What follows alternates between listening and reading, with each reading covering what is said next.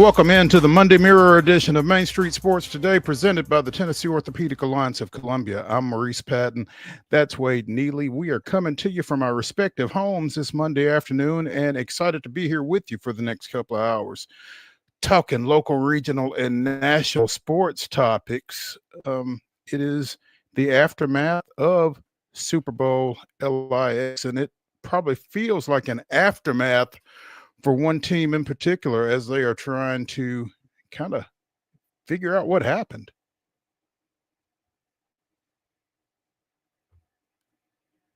Are you with us? Yeah, Mo, good to be with you and good to be with everybody. And I thought you pregnant paused me there. I thought you had more to unpack. But, man, it's just sad the season is over. And also just sad today should be a national holiday. You know, you got to work that in. Things are kind of up for debate in D.C. a lot these days. So let's just go ahead and just use this time to make today the national holiday that everybody wants. I think that some folks could use a little R&R today after the events of the weekend. So yeah, that probably would not be a bad idea. Feeling a little sluggish, a little blah, And I was looking at the TV sports schedule today, like you said, not a whole lot going on. I mean, it's pretty dead here as we contemplate the first day without football in a while. This is also known as the official start of basketball season for most of the world. So you get to get right into it starting today. And you will get to see Luka in action tonight if your professional palate needs to be cleansed. And also, there's a smorgasbord on the college docket as well if you look in the right spots. Yeah, you'll get to see Luka, and Dallas fans especially hot about the fact that Luka's going to be on the floor because somebody else isn't for a while. But yeah, we'll be getting into some of that here as the show progresses. We will be talking in the second hour of the show with David BOCLAIR. That's Philadelphia native David BOCLAIR, talking a little Super Bowl 59. We are also going to speak in the next segment with ALAINA Morris of Main Street Media, talking a little women's basketball, Southeastern Conference style. We will get into the Super Bowl. We'll talk a little Predators as well, a little men's college basketball, a little professional hoops, and plenty more. So we've got a lot to get into, again, as we deal with the hangover from the Super Bowl and everything that took place last night. So, Wade, real quick, again, we're going to talk to David in the second hour, but even for folks that wanted Kansas City to lose, I don't think anybody could have expected the outcome that we got or the way we got it. Yeah, it was eerily similar to that 2020 Super Bowl, right? Where everybody's thinking we're in for a big game. We get to see Mahomes do his thing. And the defense for Philadelphia, eerily similar to what Todd Bowles and the Bucs did in that famous Super Bowl. So kind of a dud in terms of competitive. I mean, that game was a bloodbath. And yeah, Mahomes, he pads his stats late. The Chiefs kind of did some scoreboard padding late, but it was a lot of window dressing because the party had already been well underway for the folks cheering for the Eagles. Oh, absolutely. I mean, that game wasn't nearly as close as the final score indicated. And you hear people say that, but I mean, if you watched it unfold for the entire 60 minutes, no, it was not an 18-point game by any stretch. So, again, we'll be talking more about that as the show unfolds, and we will be getting with David BOCLAIR in the 320 segment. So stick around for that. Let's go ahead and get into the rest of this weekend's results and today's schedule, Wade, on the rundown. This is the rundown. Strap in, boys and girls. The Monday Rundown is moments away, but before we get into it, I want to remind you that every Monday, the Rundown is brought to you by our friends at Zion Christian Academy. ZCA offers a faith-based, Christ-centered education in Murray County, so give them a call today. That number is 931-388-5831, or you can visit them online at zioneagles.org and schedule an appointment today. That's Zion Christian Academy, where they are prepared for college and equipped for purpose. Start with girls basketball action from Friday night. Columbia Academy with a 54-49 road win against Battleground Academy. Green Hill edges Beach 41-39. It was Blackman 63, Oakland 42. Brentwood with an 82-53 win over Ravenwood. Cornersville defeated Culleoka 49-20. Eagleville 45, Huntland 28. East Robertson with a 70-39 win over Merle Hyde. Franklin thumped Centennial 60-14. Franklin County 58, Giles County 39. Franklin Road Academy with a 69-26 win over University School of Nashville. It was Friendship Christian 45, Davidson Academy 42. Lawson 47, Glencliff 5. Ezel Harding edges Good Pasture 41-39. Middle Tennessee Christian with a 41-33 win over Grace Christian of Franklin. Richland defeats Hampshire 67-21. Cheatham County defeated Harpeth 52-13. Mount Juliet with a 43-36 win over Hendersonville. It was Cane Ridge 65, Hillsborough 61. Overton defeats McGavock 45-36. Kirkwood with a 39-37 win over Springfield. Joe Burns downs Knowledge Academies 63-19. And Lawrence County with a 48-45 win over Tullahoma. Other scores coming in from Friday night. Lebanon takes care of Cookeville 67-58. Lewis County does the same to Battle Creek 56-19. Westmoreland on top of Liberty Creek 41-34. It was Lipscomb Academy picking up a 44-35 win over Father Ryan. Loretto squeaking by Summertown 55-41. Good win for the Lady Mustangs there. McKenzie with a 56-46 victory versus Houston County. It was Watertown 57, Monterey 29. Sycamore picks up a 57-17 win versus Montgomery Central. Marshall County with a nice victory, hanging on 42-34 versus Murfreesboro Central Magnet. Nashville Christian 45, DCA 40. It was Nolensville by 2, close ball game as they defeat Page 44-42. Pearl Cone with a forfeit victory versus STEM Academy on Friday night. CPA with a 52-40 victory versus Pope John Paul II. Macon County 46, Portland 35. Webb School takes care of Providence Christian, but it was a close one, folks. 53-51 was your final. Gallatin 47, Riverdale 28. It was Rockvale picking up a big win, 73-25 versus Siegel. Ross View takes care of Clarksville 47-44. Wilson Central 57, Smyrna 28. It was Columbia 44, Spring Hill 39. Stewart's Creek 59, Laverne 40. East Nashville all over Stratford 72-23. Valor Collegiate all over Hume Fogg 82-30. It was Station Camp 62-38 over White House, and Trousdale County 12 points better than White House Heritage 47-35. Boys basketball action from Friday. Battleground Academy with a 66-52 win over Columbia Academy. Beach defeats Green Hill by 10, 46-36. Blackman with a 64-43 win over Oakland. It was Brentwood 59, Ravenwood 55. Cornersville defeats Culleoka 73-56. Oh, Eagleville 98, Huntland 27. East Robertson with a 60-51 win over Merrill Hyde. Franklin edges Centennial 49-43. It was Giles County with a 35-26 win over Franklin County. Franklin Road Academy defeats University School of Nashville 68-26. Friendship Christian 71, Davidson Academy 46. Good Pasture with a 66-58 win over Ezel Harding. It was Grace Christian of Franklin 69. Middle Tennessee Christian 45. Richland with a 68-23 win over Hampshire. Harpeth defeats Cheatham County 58-39. Hendersonville gets by Mount Juliet 58-27. Hillsborough 71, Cane Ridge 54. Overton with a 77-23 win over McGavock. It was Kirkwood 68, Springfield 32. Joe Burns 66, Knowledge Academies 56, and Tullahoma defeats Lawrence County 63-57. Other scores on Friday night. It was Cookeville taking care of Lebanon 65-50. Lewis County 70, Battle Creek 38. Liberty Creek picks up a 50-36 win versus Westmoreland. Father Ryan on top of Lipscomb Academy 60-56. Loretto all over Summertown 73-51. MLK on top of Maplewood 64-51. It was Houston County 78, McKenzie 63.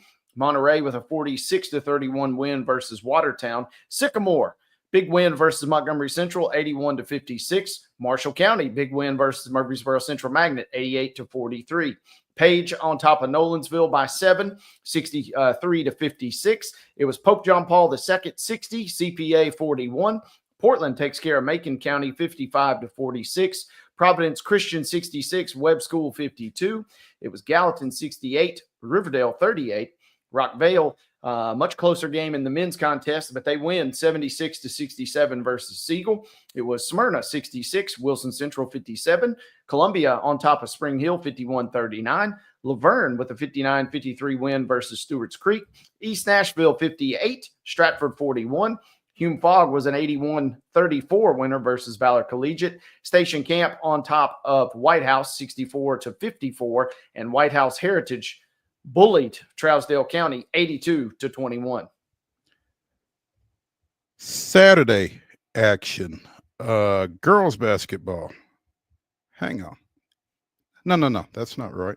We got to wrap up some Friday stuff here. Hang on just a second. Oh, in women's basketball action, it was Belmont with a 69-41 win over Valpo. On the odds, the Chicago Blackhawks dealt Nashville their sixth straight loss, a 6-2 defeat on the road for the Preds there. Saturday basketball action on the girls' side, it was Brentwood Academy with a 41-32 win over Harpeth Hall, and FC Boys Senior Christian defeated Franklin Road Christian 53-48. In boys basketball action, Montgomery Bell Academy defeated Brentwood Academy 49-45, and Zion Christian fell to Franklin Christian 56-40.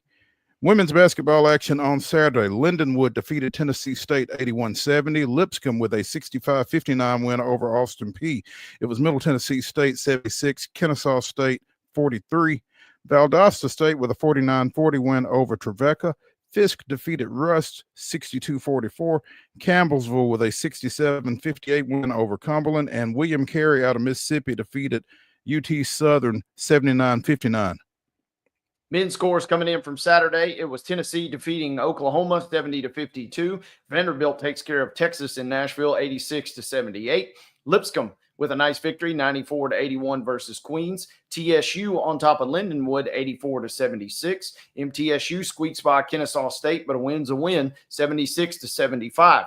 It was AP, that's Austin P versus Central Arkansas 90-67.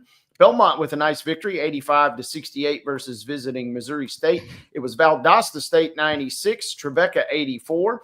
Fisk with a nice win, 87-80 versus Rust. Cumberland defeats Campbellsville 83-72. UT Southern with a nice home victory versus William Carey 93-83. It was NHL action on Saturday. The Preds get a nice victory 6-4 versus the visiting Sabres. And an NBA action Saturday night, the Thunder come into Memphis and bop the Grizzlies 125-112. Sunday's women basketball action, it was Belmont with a 64-55 win over UIC, Illinois, Chicago. And Tennessee fell to Louisiana State 82-77. Close late, but couldn't quite get over the hump, the Lady Vols. Super Bowl 59, as we mentioned, and we'll mention again, the Eagles with a 40-22 win over the Chiefs. Ending any thoughts of a three-peat for Mahomes in Kansas City. Basketball action tonight. These are double headers beginning at 6 o'clock with the girls. Harpeth is at Creekwood at 6. All of these are 6 o'clock starts. Santa Fe goes to East Hickman. Collinwood is at Loretto. Mount Juliet is hosting Oakland, and Watertown travels to Smith County. Girls only matchup, 6 o'clock for all of these as well. Trousdale County goes to St. Cecilia Academy. The rest of these are all district tournament matchups as Battleground Academy travels to Columbia Academy in a rematch from Friday night. Middle Tennessee Christian is at Franklin Road Academy. Grace Christian of Franklin is at Providence Christian, and University School of Nashville travels to Webb School. Again, those are all girls Division 2A District 3 quarterfinal matchups there. College basketball tonight, a doubleheader over at Cumberland as Georgetown, Kentucky visits. It'll be the women at 5:30 and the men to follow. Ladies and gentlemen, that is your rundown.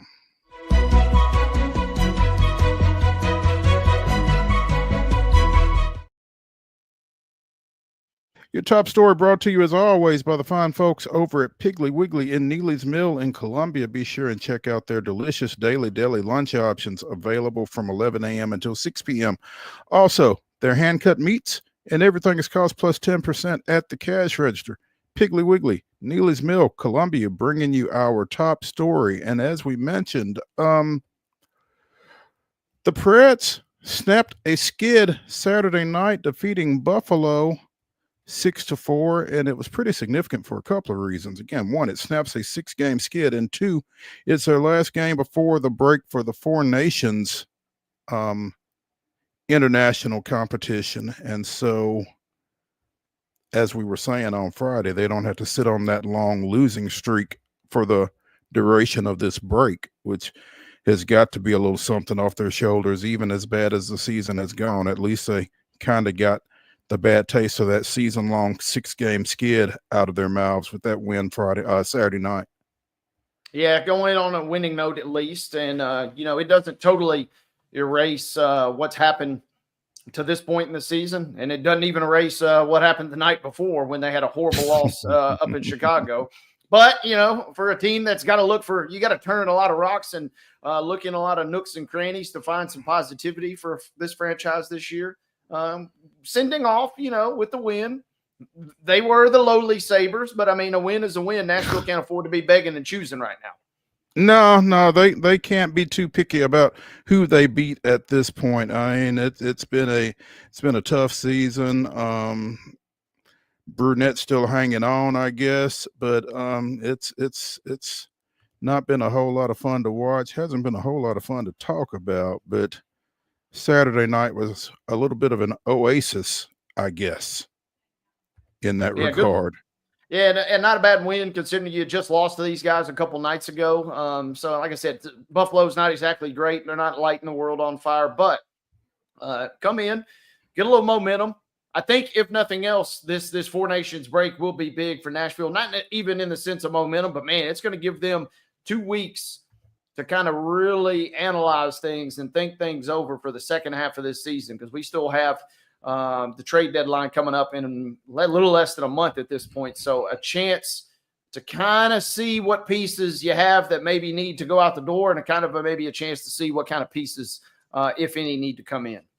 I would think it's just good to just kind of get away and clear your head a little bit. I'm not sure how many of the Preds are playing in the Four Nations face-off, but the ability to just kind of get away from things maybe has to help a little bit. Forsberg and Shea each scored twice Saturday night. Ryan O'Reilly with four assists. Tommy Novak and Marchessault each scored as well. So, they go into the break not just on a win, but on a pretty good effort. Like you said, it was Buffalo, but again, as you said, beggars can't be choosy. So, big win for the Preds going into the break. No doubt. Love the headline from Predsline.com. Nashville reaches the Four Nations break, rolling in on nothing but the rims. That's kind of where they're at right now. And you'd asked about the Four Nations. Forsberg, Nyquist, and Saros will all represent Forsberg and Nyquist for Sweden and Saros for his native Finland. So if those guys were looking for a break, sorry, you got to go out. Now you get even more. If nothing else, a chance for quote unquote meaningful competition for these guys, because I think the days of meaningful competition, unfortunately for Nashville, probably long gone at this point. But anytime you throw on that sweater of the homeland, there's a little extra pride, maybe a chance to either showcase what you can do at the international level, but also maybe show the rest of the clubhouse kind of what you're capable of and what could be achieved, because they obviously want to finish on as high a note as possible. I want them to breathe a little bit, take a step back, reassess, find some energy, try to let it go a little bit. That's from Andrew Brunette going into the break. I think our team has been wound so tight all year, and it's been tough on everybody. Obviously, our expectations from the outside were tremendous, and I think even with our players, we thought it'd be a little bit easier than it was, and it hasn't been, and we've had a hard time really getting our footing. It was good to get it tonight. So, this is kind of sitting on everybody's shoulders the way this season has gone to this point. So I don't know if you're going to see a different result when they do come back, but certainly it can't hurt, can it? No, yeah, it feels like, the band has just come off tour and they've been bickering at each other for the last 6 months all across the road. And now it's like, hey, let's just get some time away from each other. This won't end in a successful season. I think it's pretty clear and pretty obvious that ship has sailed for Nashville. But you can, and there will be, especially we've talked about, yes, they have some older pieces, but they still have a young nucleus that needs to be evaluated and make some determination if they're in the long-term plans or if they're not in the long-term plans. Like I said, this is a nice little stretch for everybody to take a breath and analyze, and that includes the front office to see what moves need to be made. Absolutely. Let's take a break here on Main Street Sports Today, presented by the Tennessee Orthopedic Alliance of Columbia. When we continue the Monday Mirror after this, we will be joined by ALAINA Morris of Main Street Media, talking a little Southeastern Conference women's basketball. Stick around.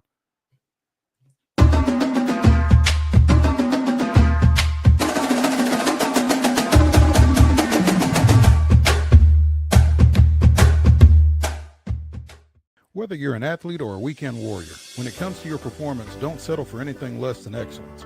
We're proud to announce that Mid-Tennessee Bone and Joint Clinic is now Tennessee Orthopedic Alliance of Columbia, where we are redefining sports medicine and orthopedics. Tennessee Orthopedic Alliance's team of expert sports medicine physicians understands the unique demands of your body. TOA Columbia specializes in personalized orthopedic care, offering state-of-the-art treatments for everything from sports injuries to joint replacements. Learn more at toacolumbia.com. Step into the Lionel retail store at Opry Mills, Nashville, and you'll be captivated by all the magic of the 123-year history of Lionel trains. Whether you're already a train enthusiast or just getting started, Lionel will energize your love for trains. NASCAR fan? Come check out your local Lionel station to learn all there is to know about model trains and die-cast NASCAR collectibles. Visit nashville.lionel.com or call 615-455-9399. Custom Stone Handler supplies over 600 distributors and suppliers with quality stone products. Along with River Stone, we produce and distribute over 100 building, landscape, and other bulk products. Our goal is to provide quality products, service, and partnerships to ensure our customers' success. We firmly believe that the measure of any person or company is how they treat other people and customers. Give them a call at 931-490-4990 or visit CustomStonehandlers.com.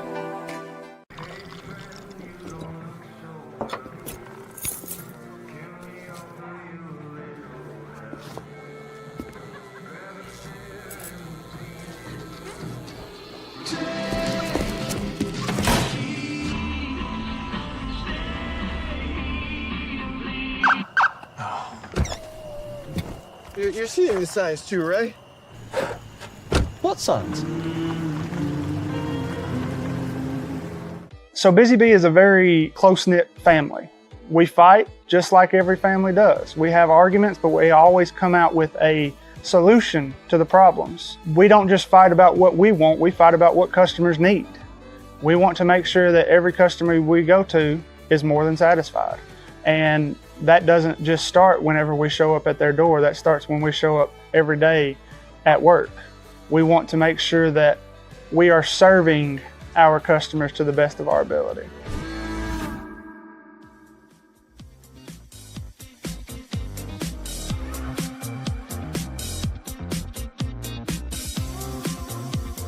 The Monday Mirror continues here on Main Street Sports Today, presented by the Tennessee Orthopedic Alliance of Columbia. I'm Maurice Patton, along with Wade Neely.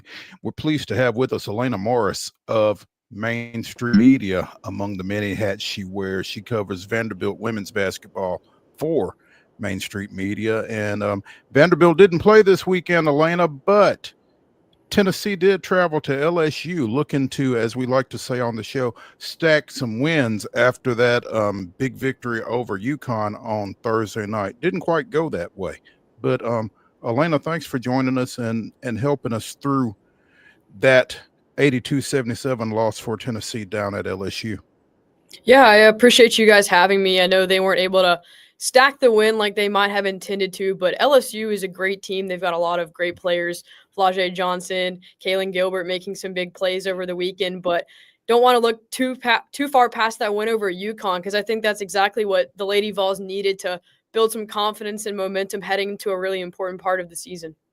You know, you don't see many players turn it on for Tennessee the way Kaylin Gilbert apparently has. I don't know if they snubbed her in recruiting or something or what, but she looks at orange like a lot of people look at red, apparently. Two of her biggest games of the season have both been against UT.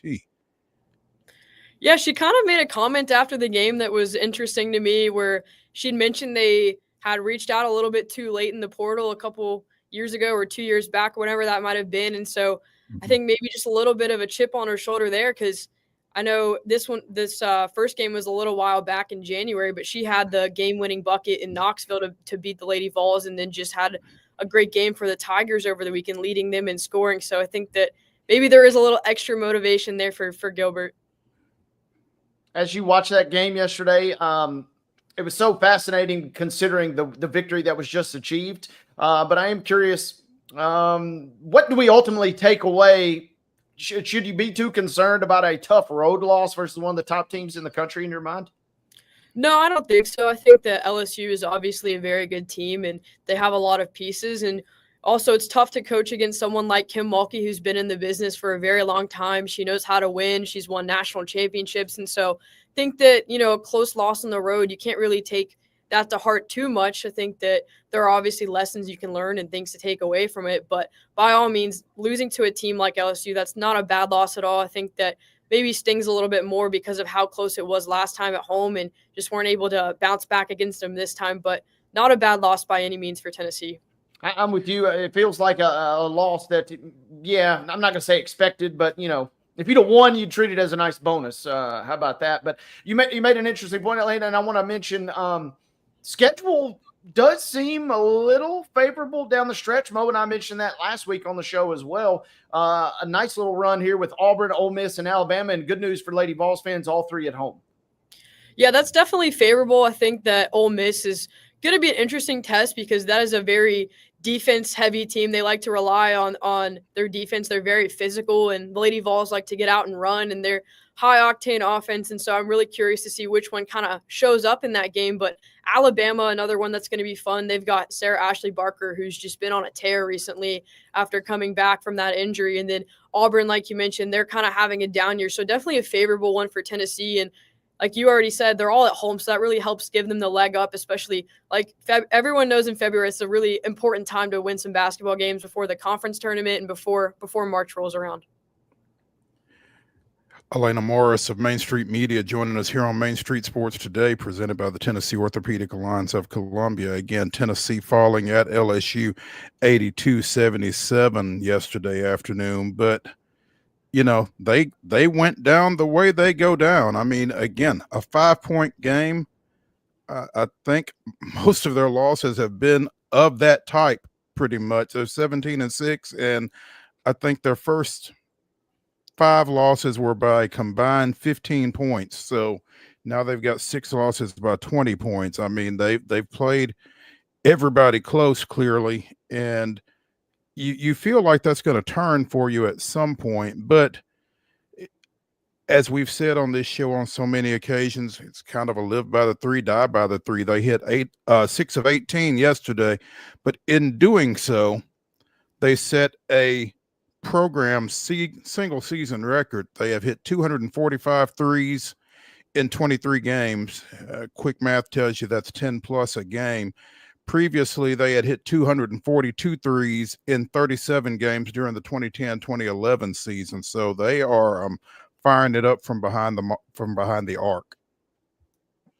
Yeah, they are, and that's a tough philosophy to live by, especially in the SEC, where every night is going to be tough. But I think that one thing that Tennessee is probably still trying to figure out, especially with their first-year head coach, is how to get their offense going when the 3 isn't falling. And one player that really impresses me in being able to score outside of that is Talasia Cooper.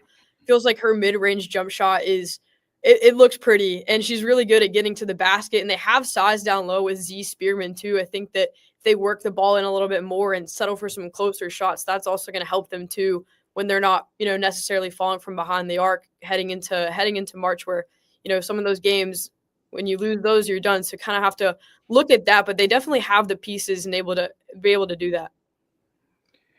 Besides that Tennessee LSU game yesterday, the biggest game, and probably including that game, the biggest game was number 4 Texas and number 2 South Carolina, and Texas knocks off the Gamecocks in that one, 66-62. Obviously, huge win for Texas. Tough loss for South Carolina, their first in 58 SEC games. Again, I don't know that in the grand scheme of things, it changes a whole lot for either of those teams. We knew Texas was good. We know South Carolina is good, but certainly a fun result to consider, I guess. Yeah, I think it was definitely fun. And like you said, I don't think it changes a whole lot because these are probably the 2 best teams in the SEC right now. But I think that Texas probably needed that more than anything else after the way they looked at South Carolina the first time. And Madison Booker obviously really struggled in Columbia. And then yesterday turned around and had 20 points and 11 rebounds. And so although it might not do a whole lot, on the record or in the standings for the conference, I think that that gives Texas and Vic Schaefer a lot of confidence going into March, especially in the tournament when they might, try to make a run for the end and play some of those better teams. And, South Carolina, obviously the reigning national champion. So even though it may not do a lot on the record side, I think that that's one of those games. If you're Texas, it instills a lot of confidence in you after the way you lost to South Carolina earlier this season, because that first meeting, the Gamecocks really just dominated the entire time. That's what I'm curious also, Alaina. This feels like a massive win for Texas. Maybe not quite as bad of a loss for South Carolina, but with South Carolina, LSU, Texas, and Kentucky all sitting there with just 1 loss, is there, a chance now? Do we expect, or do we think maybe any other team has a shot to possibly get them again and see a new champion this year in the regular season at least? I think Texas is really, coming for that. And for Vic Schaefer, you have to be really happy that this is all kind of coming together at the right time, beating South Carolina. Because if you look at these next 2 games for the Longhorns, they played number 8 Kentucky and number 5 LSU. So by all means, these next 2 games are not going to be easy. But after, beating South Carolina, you're hitting your stride a little bit, because they did beat Vanderbilt before that game and they looked pretty comfortable in that one. They were shooting the 3 really well. And that's a team that doesn't really shoot a whole lot of threes and doesn't really make a whole lot of threes. And so they looked good against Vanderbilt last Thursday. They looked great yesterday against South Carolina. And then I think that, that's what they need, especially with these next 2 games where, as you mentioned, Kentucky and LSU are towards the top. This week's going to, say a lot about this Texas team. Meanwhile, South Carolina's got Florida coming to Colonial Life on Thursday night, and I'm sure the Gators are really excited about that one.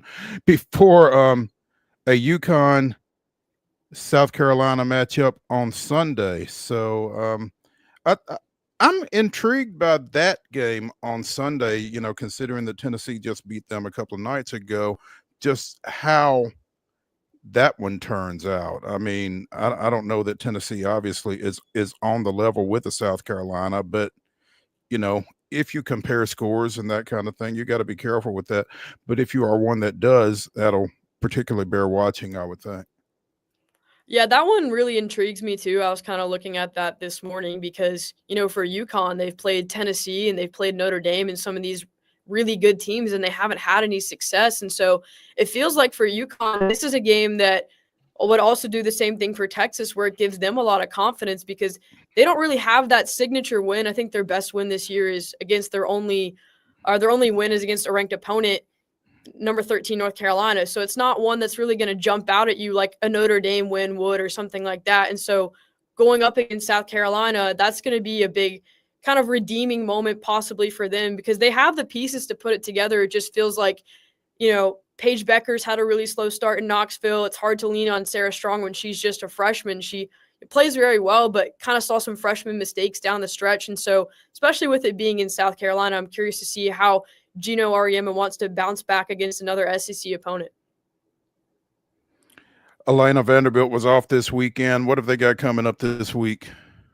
They've got Mississippi State at home on Thursday. It feels like that one is kind of one you want to win and get things going forward they've got 6 games left, 3 at home and 3 on the road. Their one on Sunday is at Auburn. So it feels like they really need to go 2-0 this week, because with the schedule they have left, South Carolina coming to Memorial in a couple weeks, that's obviously going to be a really tough test. And the other one that's going to be tough is Oklahoma on the road. And it feels like the other 4 that are left are ones that favor Vanderbilt.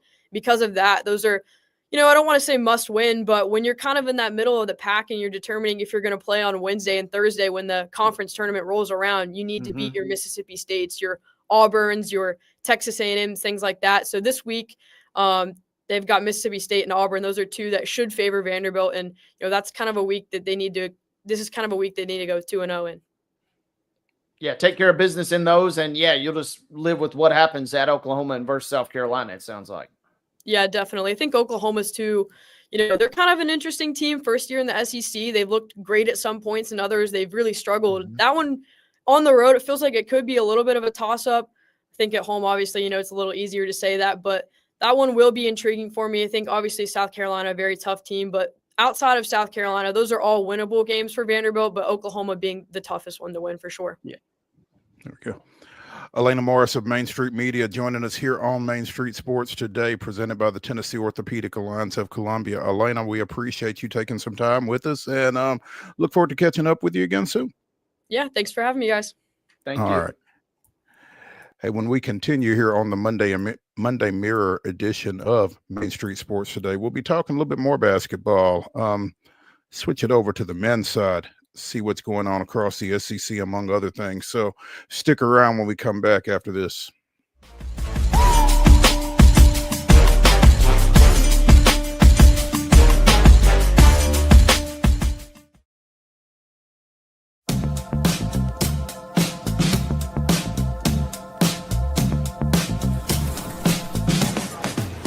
Do you want to be a bad man?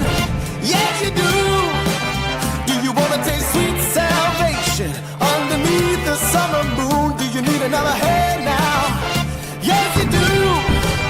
Go see Miss Josie down on Columbus Avenue. All right, Columbus Avenue. At Delta Dental of Tennessee, we know our success begins and ends with providing superior quality service, and that includes serving those who need it most. This year, we're celebrating 25 years of giving back to the community we call home. Delta Dental, along with our Smile 180 Foundation, supports Tennessee's dental colleges and oral health education, children's hospitals, free and reduced cost dental clinics, and other like-minded charities. Here's to the next 25 plus years of ensuring healthy smiles.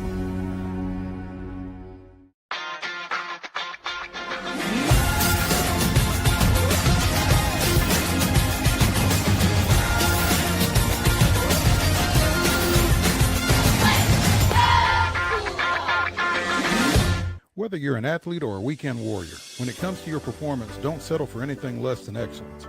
We're proud to announce that Mid-Tennessee Bone and Joint Clinic is now Tennessee Orthopedic Alliance of Columbia, where we are redefining sports medicine and orthopedics. Tennessee Orthopedic Alliance's team of expert sports medicine physicians understands the unique demands of your body. TOA Columbia specializes in personalized orthopedic care, offering state-of-the-art treatments for everything from sports injuries to joint replacements. Learn more at toacolumbia.com. So, you want to be a part of the Busy Bee team, huh? Well, how do you see yourself fitting into the organization? Oh, I get it. You want to be a weather bee.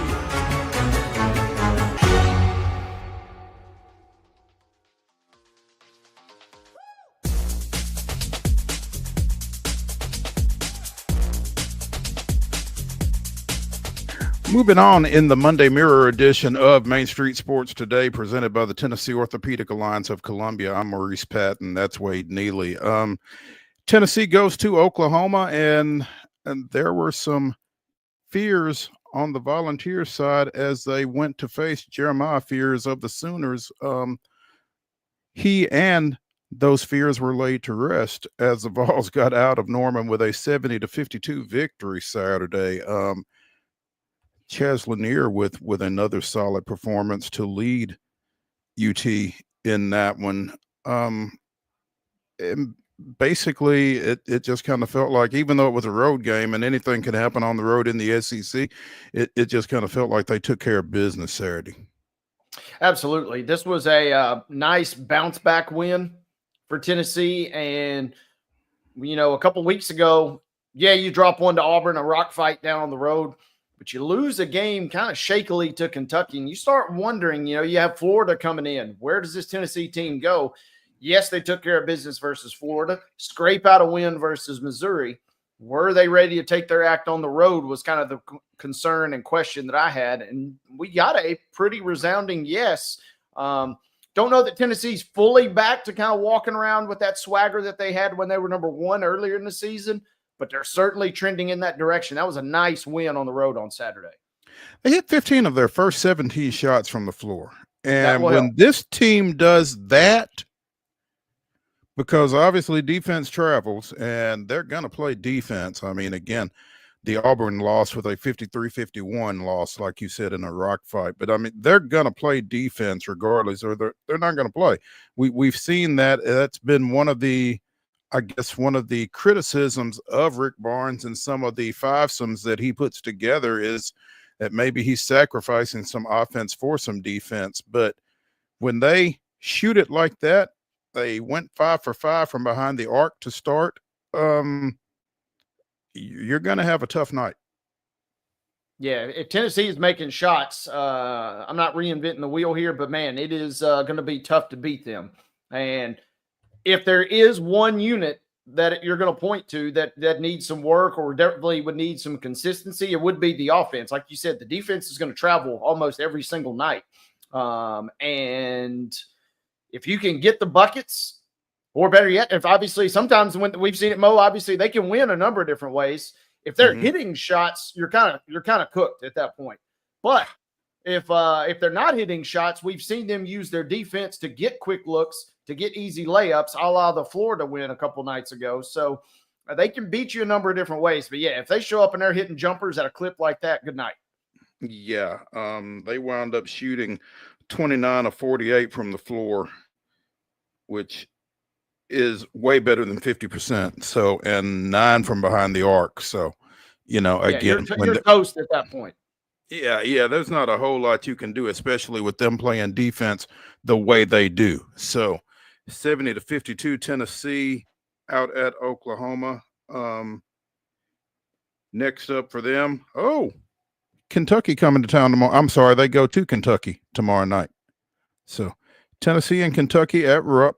Obviously, that's an ESPN broadcast. And Tennessee looking to get back from that loss at home a couple of weeks ago. Should be fun. Yeah, and this will be a game that it feels like Kentucky certainly needs a lot more. Yeah, they got a nice win versus South Carolina. But in the grand scheme of things, they got exactly what they were supposed to get, a blowout win versus South Carolina. This will be a massive game for Kentucky.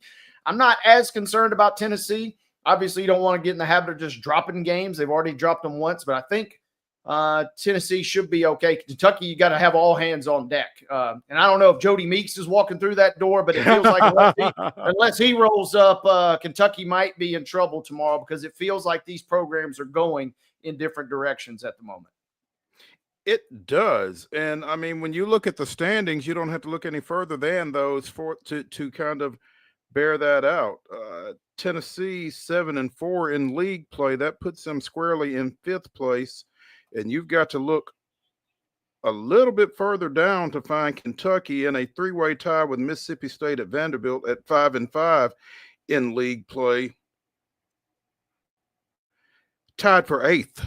So, with tournament play not too far away, you want to kind of be getting some momentum heading up those standings. And so this one, like you said, feels a little bigger for Kentucky, even though it's at home, even though Kentucky has already won once in this matchup. They certainly like to try to get right here and get some upward mobility in those standings against, a still obviously dangerous Tennessee team, regardless of what happened when those two met in Knoxville a couple of weeks ago. Yeah, you almost have to throw that game kind of out the window because it was an aberration. Kentucky kind of surprised everybody with the win with a couple of their starters being out that night. They went full Ewing theory mode and were able to grind out a win on the road. Kind of stunning Tennessee, but the honeymoon kind of feels over for Pope. And man, this is a team that has lost 4 of their last 6 in the league. They kind of desperately need this game. You got to hold serve at home, and this is one they absolutely must try and protect the house. You know, we mentioned Auburn. We've mentioned Auburn a lot. Saturday night, they fall to Florida 90-81. It's the first loss in league play for the Tigers. And, you know, you felt like it was going to happen, but as the season continued to progress, you wondered, dang, are they going to mess around and run the table in SEC play or what? Well, Florida went into Neville and said, no, not tonight. So, and again, Florida's been playing awfully good ball too. Right. And this is suddenly a treacherous situation for Auburn. You have to correct things in a hurry because you got to go to a real tricky place in Vanderbilt tomorrow night. And then, oh, yeah, it doesn't get much easier. You got Alabama on the road. That's number 2 Alabama. So, I mean, right there in the swing of things, Auburn could go from daring to dream about running the table to find themselves in a tie for 3rd or 4th if they're not careful this week. Sorry, got a broken chair. Had to raise it back up. Yeah, Auburn, like you said, had some thoughts of really doing something special, and all of a sudden, Florida's kind of a crimp in things for them. And what happens next for the Tigers is kind of the question. But they've had a heck of a season. They've been rolling right along. I don't know in the grand scheme of things how big it is, other than, as we've said in previous occasions, you don't want that one loss to turn into 2 or 3, and all of a sudden maybe a little doubt starts creeping. Have folks figured us out? What's up? So how they respond is big in that one. Yeah, Auburn bouncing back would be nice. Still had a nice game from Broome, who's right there in the thick of things. It's going to come down to him and Cooper Flagg for that Wooden Award this year, and he kind of delivered a little bit of the goods for Auburn, but it was too little, too late. Just when you thought they were getting ready to make one last gasp comeback, the Gators kept hitting shots and buried them. That is a massive win, obviously, for Florida, who had just gotten trounced the Saturday before by Tennessee. So a good little bounce back victory for the Gators, who are right in the thick of things. You got Auburn, Alabama, and Florida right there, all in the mix. Just kind of waiting to see how these last 2 weeks unfold. Speaking of Duke and Cooper Flagg, the Blue Devils take it on the chin, 77-71 at Clemson on Saturday with Dickie V, Mike's side. I'm sure that's not necessarily the return that he expected, but that's a huge win for Clemson and a tough loss for Duke.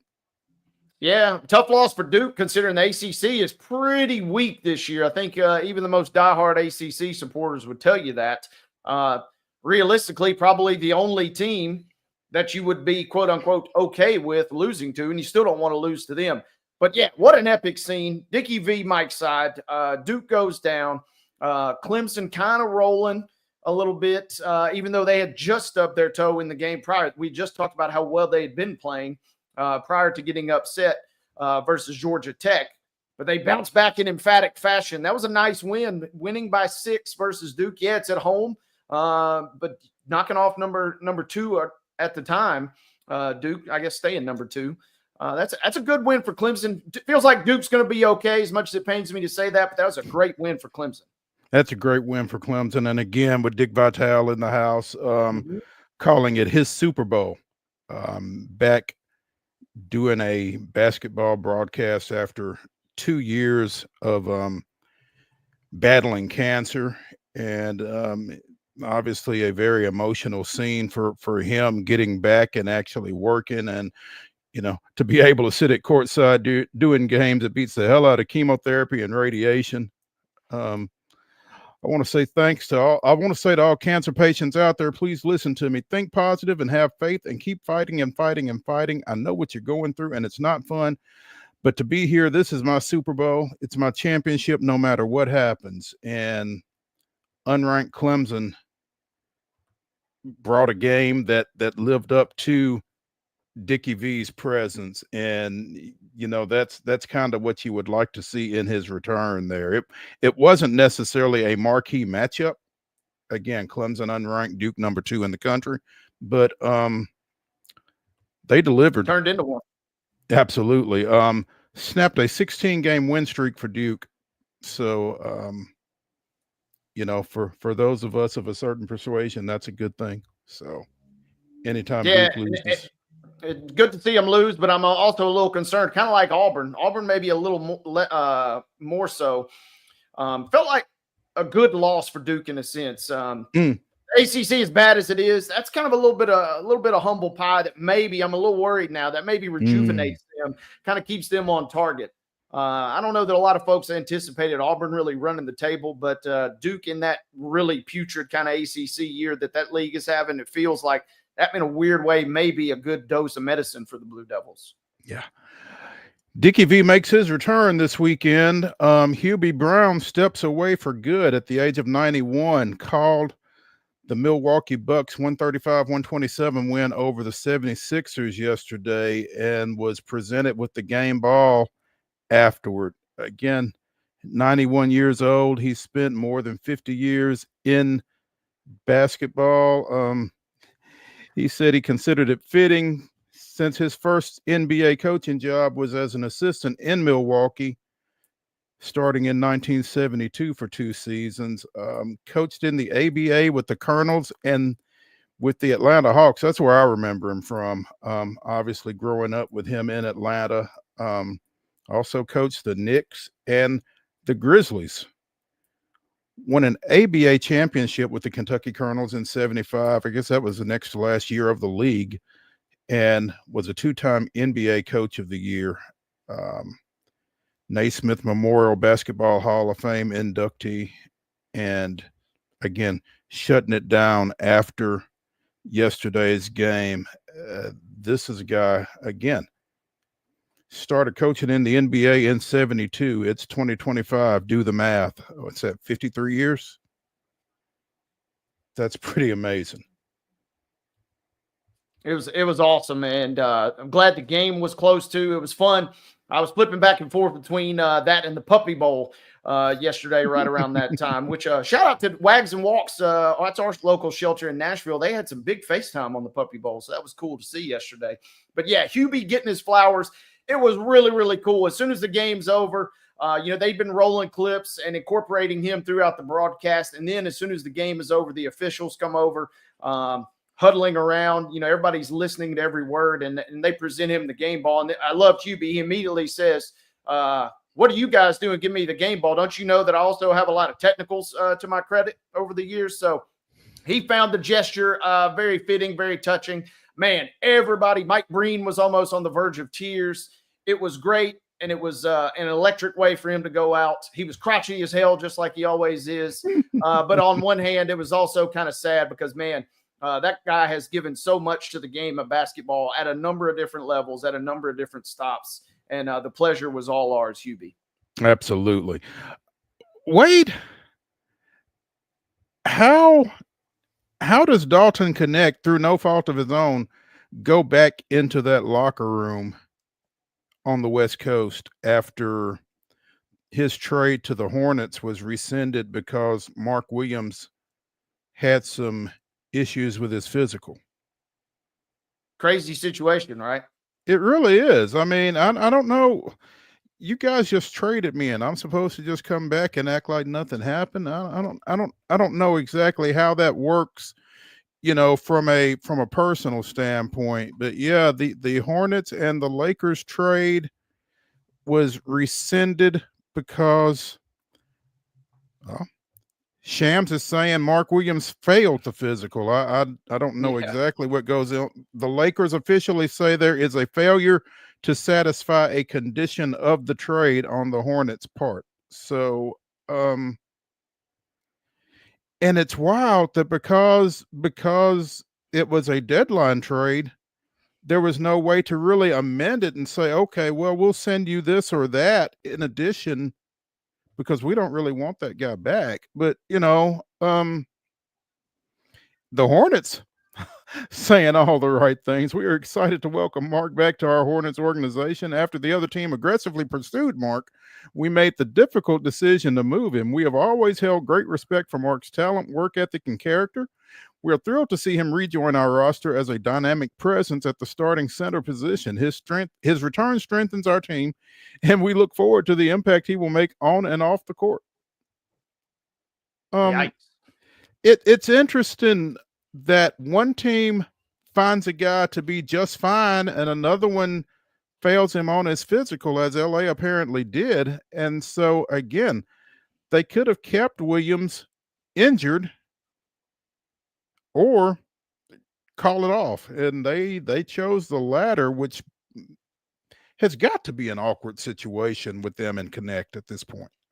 Yeah, awkward for Connect, who, on one hand, probably, maybe a little sad about leaving Los Angeles from a amenity standpoint. No disrespect to Charlotte. But on the other hand, was probably thrilled because he was actually going to see his minutes increase and was going to be a big part of what they had going forward. Now he kind of goes back into that nebulous, and it's not as if they traded, Luka's not a center. I mean, that's a guy that needs the ball in his hands. He's so heliocentric. And then you have Connect, who, guess what, needs the ball in his hands to have any real value. So kind of not an ideal situation in terms of your NBA career. In terms of lifestyle, you probably feel okay. But yeah, to your original point, gotta feel a little awkward going back into a place. And he's probably hitting his landlord up saying, hey, you didn't cancel that lease yet, did you?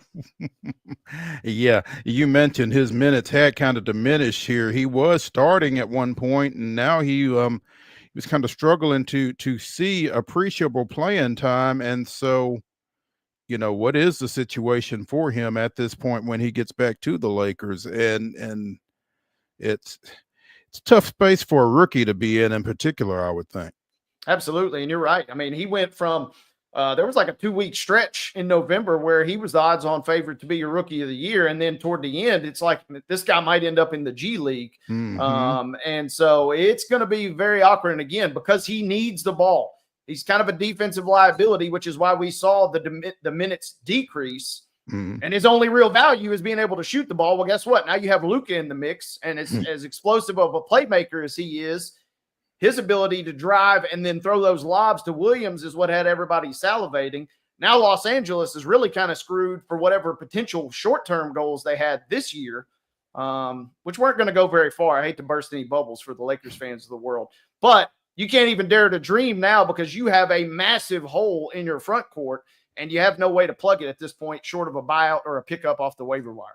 Yeah, you got to go out on the street and come up with something to kind of step in with what you were hoping to get from Mark Williams, and certainly not at the degree that you were expecting to get from Mark Williams. So suddenly the Lakers in a tough spot in more ways than one. So this will be interesting, obviously. Hour number one of the Monday Mirror edition of Main Street Sports Today, presented by the Tennessee Orthopedic Alliance of Columbia, is in the books.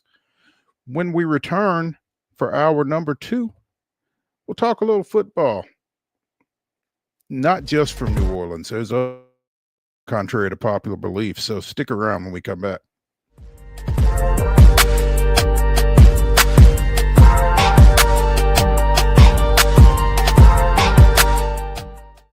Hi, I'm Dr. Vilai Saisuka, CEO and founder of Premier Foot and Ankle Centers of Tennessee here in Murfreesboro. We offer foot and ankle care from ingrown toenails to diabetic foot wounds. We also fix ankle fractures and things like that. Call us today to schedule an appointment. We look forward to seeing you. Because here at Premier Foot and Ankle, we believe that the journey begins with happy feet. Whether you're an athlete or a weekend warrior, when it comes to your performance, don't settle for anything less than excellence. We're proud to announce that Mid-Tennessee Bone and Joint Clinic is now Tennessee Orthopedic Alliance of Columbia, where we are redefining sports medicine and orthopedics. Tennessee Orthopedic Alliance's team of expert sports medicine physicians understands the unique demands of your body. TOA Columbia specializes in personalized orthopedic care, offering state-of-the-art treatments for everything from sports injuries to joint replacements. Learn more at toacolumbia.com. Jones & Lang Sporting Goods here in Columbia has been outfitting teams, officials, and anybody else from T-ball to college for 50-plus years. Be sure and check them out at 931-388-8060 or online at jonesandlang.com. Jones & Lang Sporting Goods, the look of a winner. Zion Christian Academy, zioneagles.org or 931-388-5731. You can schedule your appointment. Go tour their campus. It is beautiful over there, and you're definitely going to want to see it. Again, it's zioneagles.org. Give them a call, 931-388-5731, and schedule your tour today. Custom Stone Handler supplies over 600 distributors and suppliers with quality stone products. Along with River Stone, we produce and distribute over 100 building, landscape, and other bulk products. Our goal is to provide quality products, service, and partnerships to ensure our customers' success. We firmly believe that the measure of any person or company is how they treat other people and customers. Give them a call at 931-490-4990 or visit CustomStonehandlers.com. Piggly Wiggly, located in Neely's Mill Shopping Center, is Columbia's locally owned and operated Cost Plus 10 grocery store dedicated to serving the community with low prices and smiling faces. Piggly Wiggly offers fresh, hand-cut meats daily as well as daily hot plate lunches from their deli counter. You're certain to see smiling faces and a helping hand when you're here at Piggly Wiggly. Come by and check out our fresh produce, high-quality meats, and more. Down home, down the street, we'll see you at the Pig.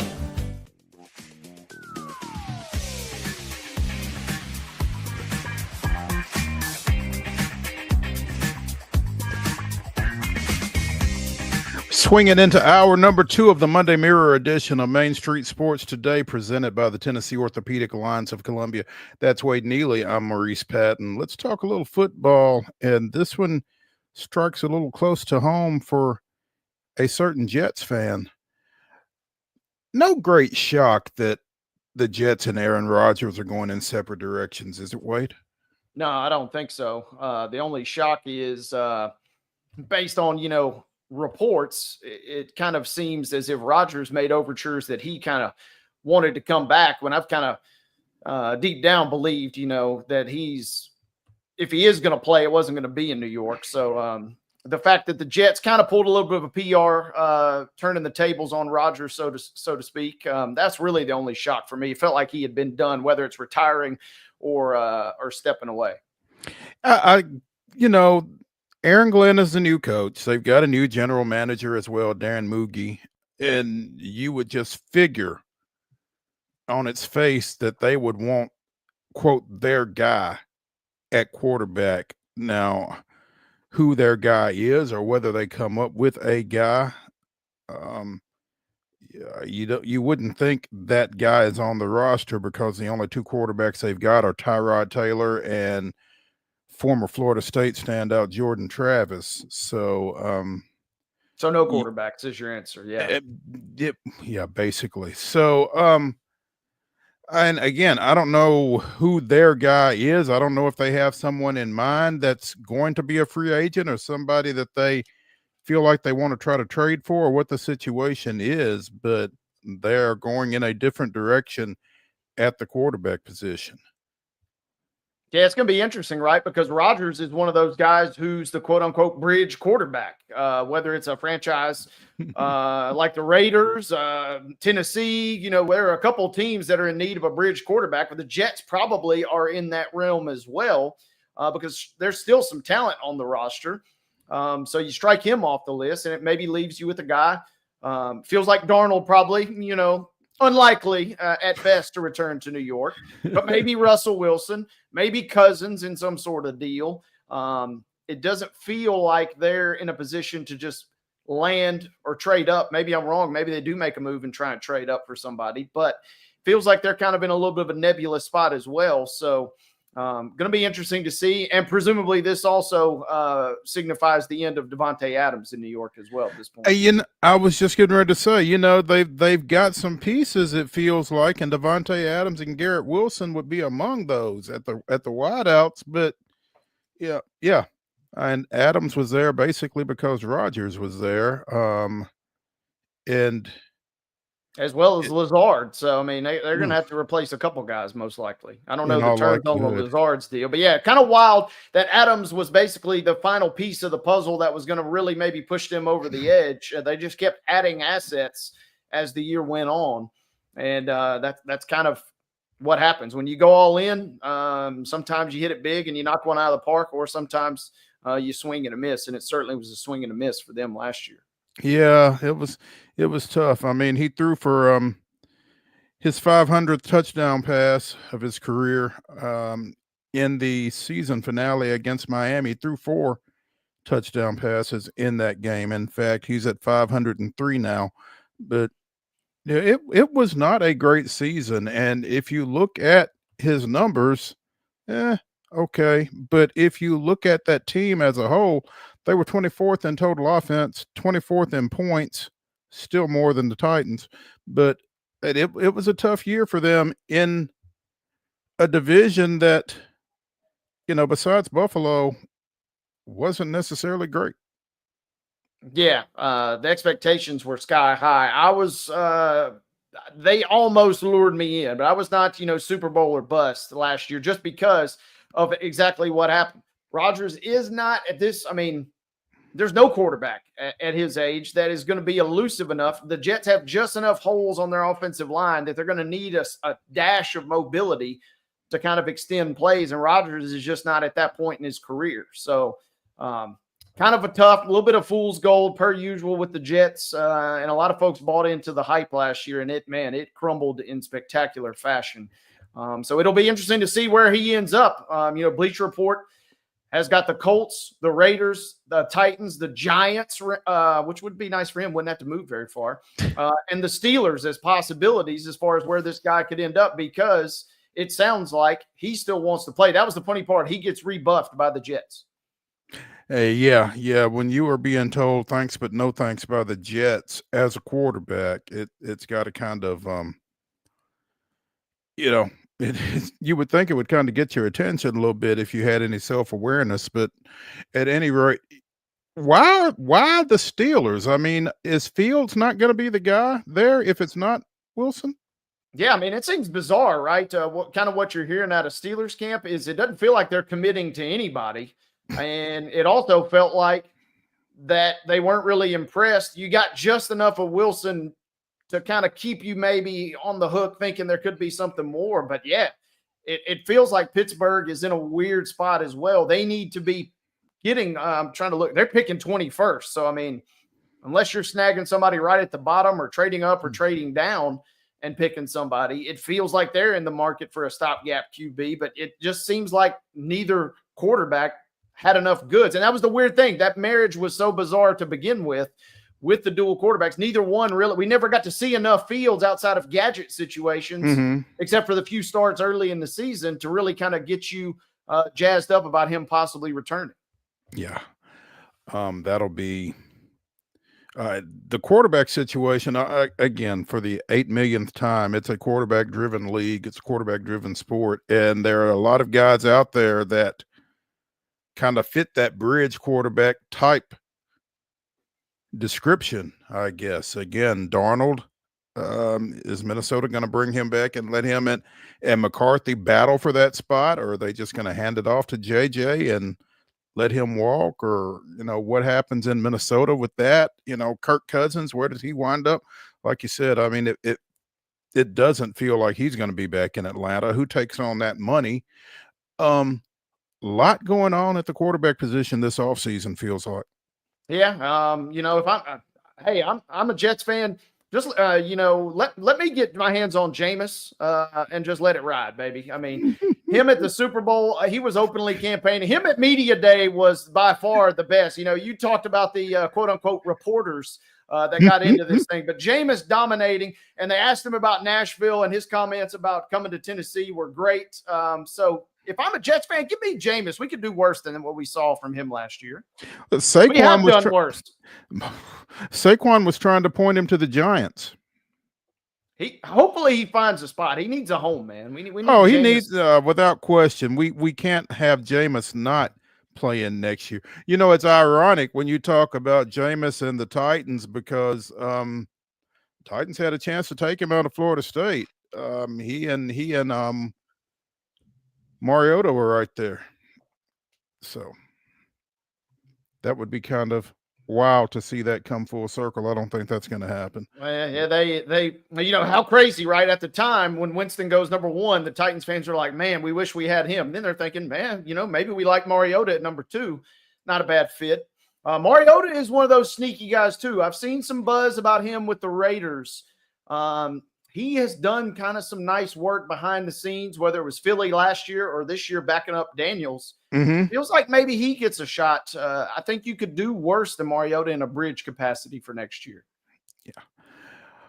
Speaking of ex-Titans, Randy Moss returned to Sunday NFL Countdown yesterday after taking some time off for health reasons that turned out to be cancer related. He's undergone surgery, gotten that taken care of, and was back on hand for that. So been with that show for nearly 10 years and was sorely missed by his coworkers, apparently.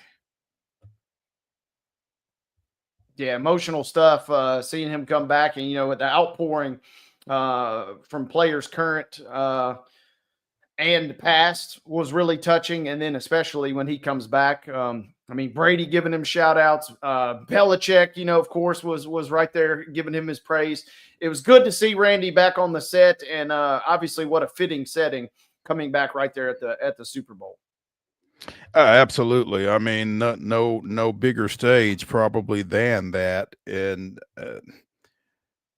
big stages and Randy Moss just kind of seem to go together. So even in that situation, glad to see him back, glad to see him healthy, obviously, or making his way toward that status. And it can't be said often enough, cancer sucks. So, former Ohio State coach Jim Tressel in the news apparently has been nominated for the lieutenant governor position in the state of Ohio because the previous lieutenant governor was chosen to take over J.D. Vance's Senate vacancy that Vance left when he became vice president. Tressel would succeed Senator John Husted, 72 years old, first foray into politics, I guess, has to be approved or confirmed by the state legislature in Ohio. It's I guess it's a natural path, apparently, from college football coach to national politics. We've seen it more than once.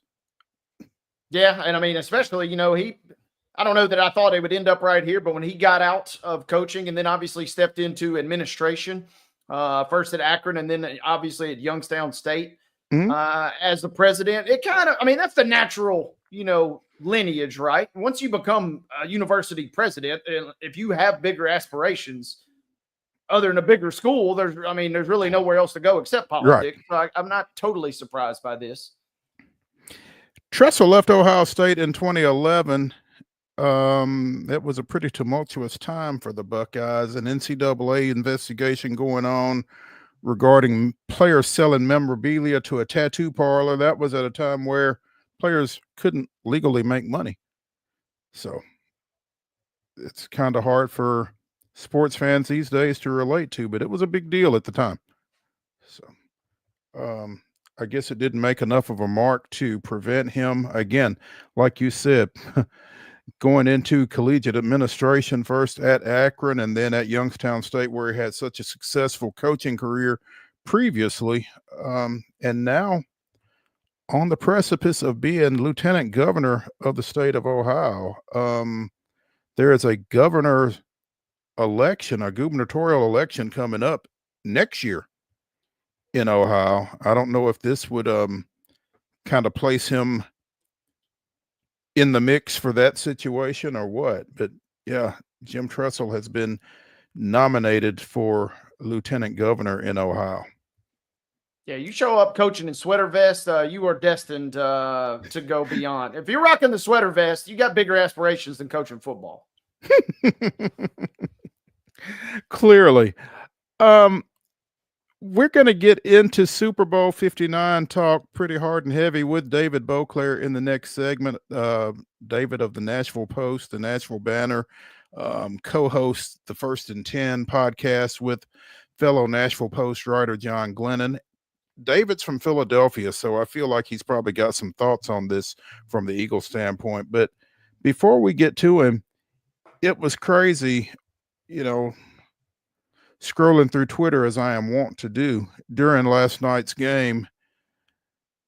59 Super Bowls, Wade.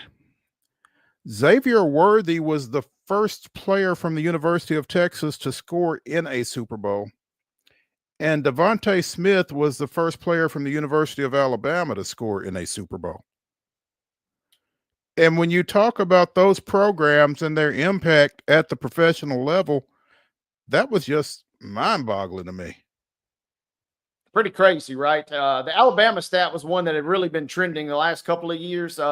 Player drafted out of Alabama, and I don't know who the exception to the rule is, but the stat insinuated that somebody that went to Alabama, but then, well, I guess Hurts, right? Yeah, I mean Hurts had scored in a previous Super Bowl, surely in that first one, you would imagine, but. Yeah. Still mind-blowing, and it picked up traction again during the week, but I had no clue about the Texas connection. And I mean, yeah, that just kind of makes you scratch your head a little bit.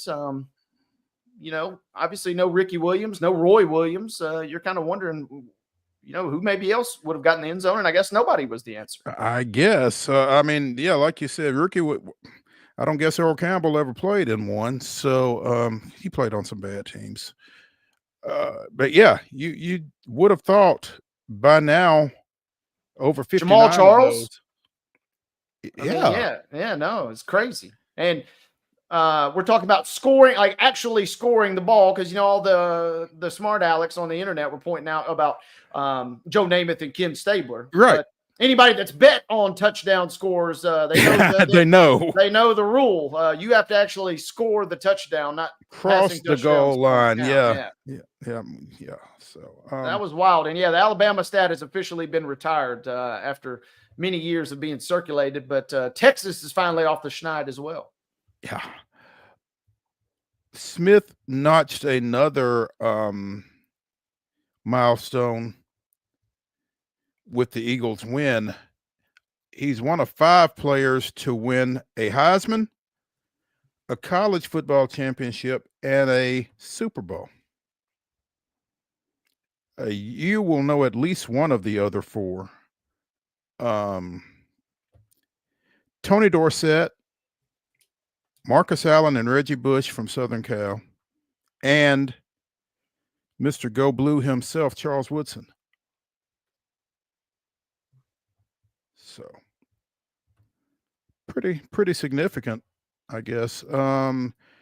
Did it in his 4th year. I don't know how long those other 4 guys had been in the league when they got their Super Bowl championship. But again, only 5 guys have pulled off the trifecta of a Heisman, a college championship, and a Super Bowl championship. And Devontae Smith is now one of them.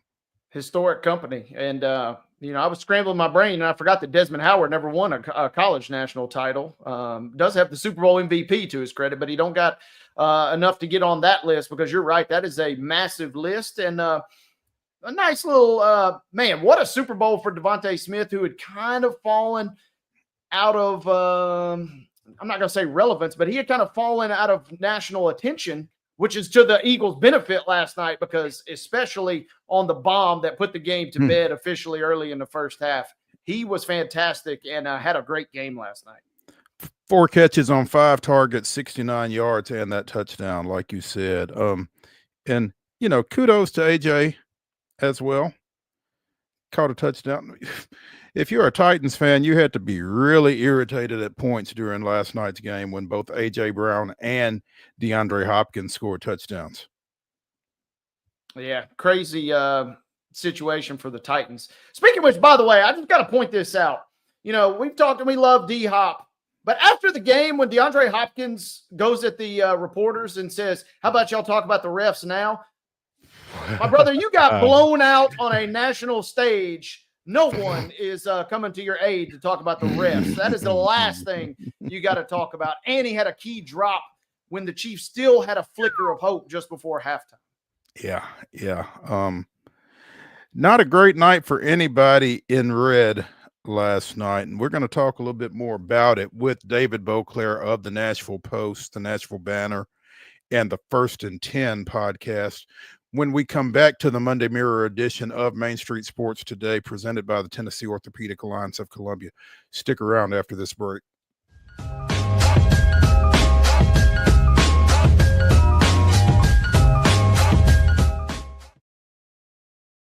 Hi, I'm Riley, a certified physician associate here at Premier Foot and Ankle Centers of Tennessee.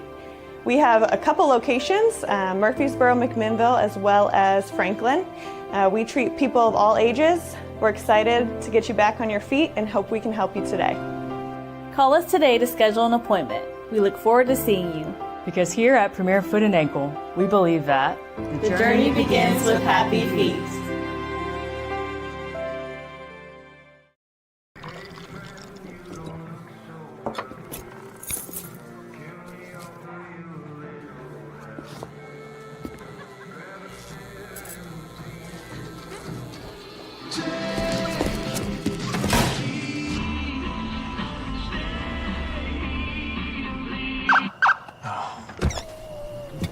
You're seeing the signs too, right?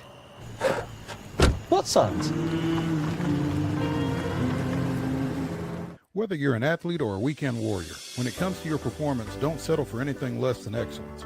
We're proud to announce that Mid-Tennessee Bone and Joint Clinic is now Tennessee Orthopedic Alliance of Columbia, where we are redefining sports medicine and orthopedics. Tennessee Orthopedic Alliance's team of expert sports medicine physicians understands the unique demands of your body. TOA Columbia specializes in personalized orthopedic care, offering state-of-the-art treatments for everything from sports injuries to joint replacements. Learn more at toacolumbia.com. Jones & Lang Sporting Goods here in Columbia has been outfitting teams, officials, and anybody else from T-ball to college for 50 plus years. Be sure and check them out at 931-388-8060 or online at jonesandlang.com. Jones & Lang Sporting Goods, the look of a winner. Zion Christian Academy, zioneagles.org or 931-388-5731. You can schedule your appointment. Go tour their campus. It is beautiful over there, and you're definitely going to want to see it. Again, it's zioneagles.org. Give them a call, 931-388-5731, and schedule your tour today. Piggly Wiggly, located in Neely's Mill Shopping Center, is Columbia's locally owned and operated Cost Plus 10 grocery store dedicated to serving the community with low prices and smiling faces. Piggly Wiggly offers fresh, hand-cut meats daily as well as daily hot plate lunches from their deli counter. You're certain to see smiling faces and a helping hand when you're here at Piggly Wiggly. Come by and check out our fresh produce, high-quality meats, and more. Down home, down the street, we'll see you at the Pig.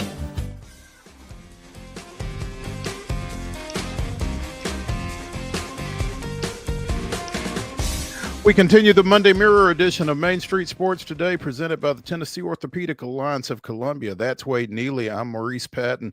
Joining us now from the Nashville Banner, the Nashville Post, the First and 10 podcast, Philadelphia native David Beauclair joining us.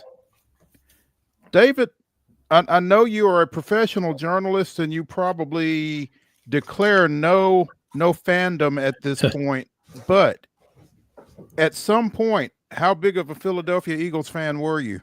You know, I've been in this business long enough, Mo. I tell people all the time, I've basically lost touch with what it is to be a fan.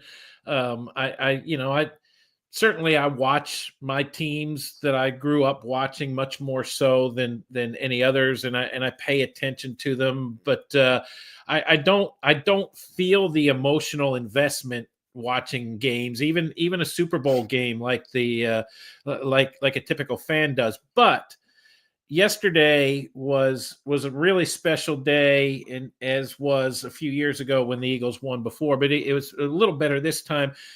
Me and my four best friends from back home, had a group text going. We actually had one the first Friday night of the season when the Eagles played the Packers in Brazil too. We had a lot of chatter that night, and by the end of the night, we're all saying how much we love each other and whatnot. And it was that kind of thing that it put you in that. It puts you in that mood that, like, this is where I'm from. These are my people. We're all just so happy about everything in life right now. So that was what was really most enjoyable to me about that, and the fact that I'm glad that it was. If the Chiefs were not going to three-peat, I'm glad for the sake of the sport and the sake of everybody's sanity that it was.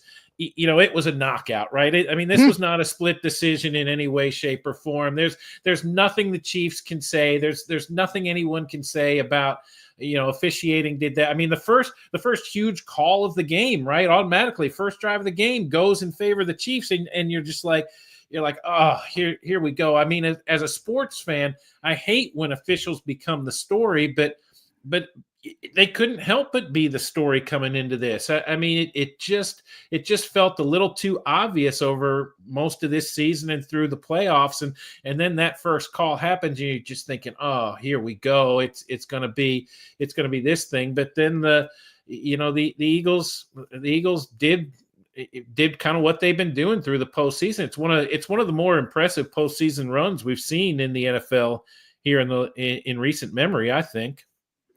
40-22, the Eagles over Kansas City last night in a game that wasn't that close, David.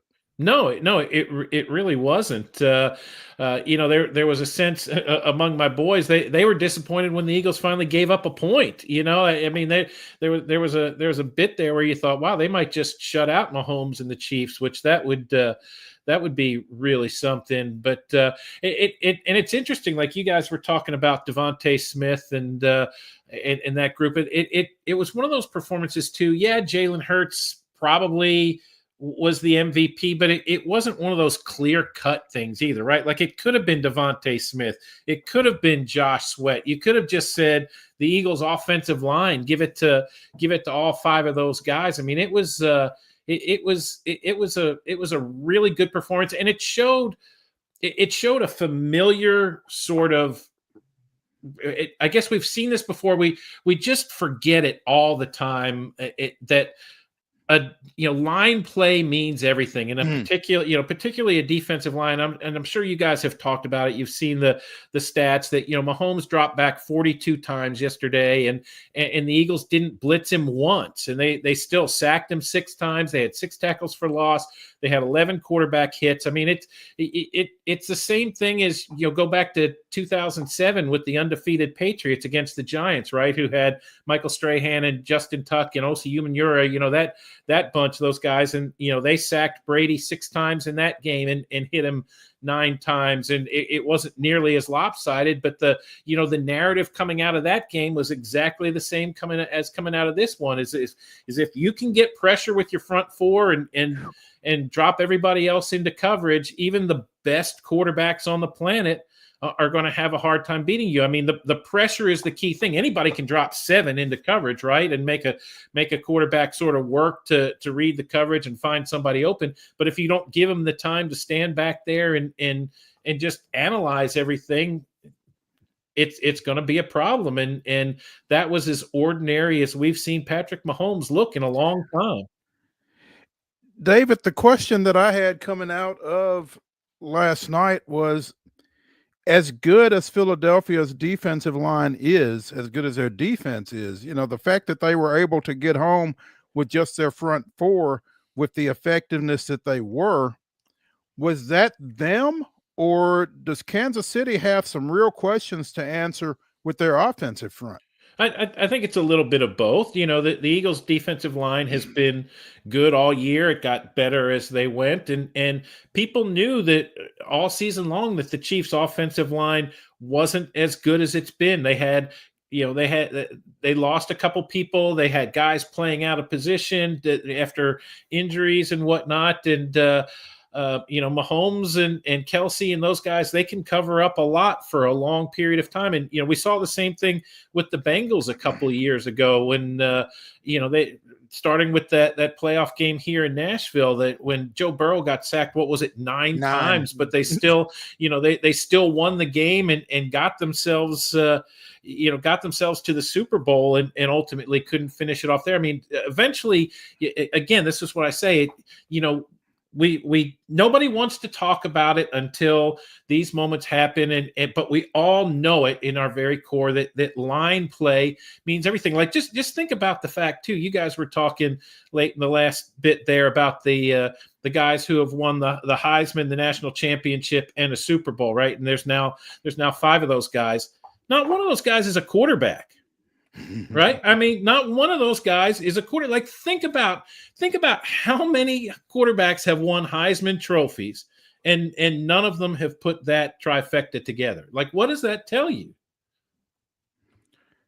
It's a heck of a point. David Beauclair of the Nashville Banner joining us here on Main Street Sports today, presented by the Tennessee Orthopedic Alliance of Columbia.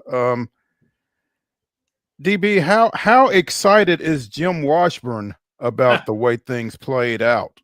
As we sit here talking about defensive line play and his son Jeremiah being on that Eagle staff, and they just really showed up and showed out last night. Tammy Beauclair and I were talking about that at one point during the game, that I wish I could have seen Jim Washburn, because I loved my time working with Jim Washburn, and one thing about Jim is he is authentic and in his emotions at the moment, and he has a lot of emotions, and I guarantee you he watched a good portion of that game through tear-filled eyes. I mean, he just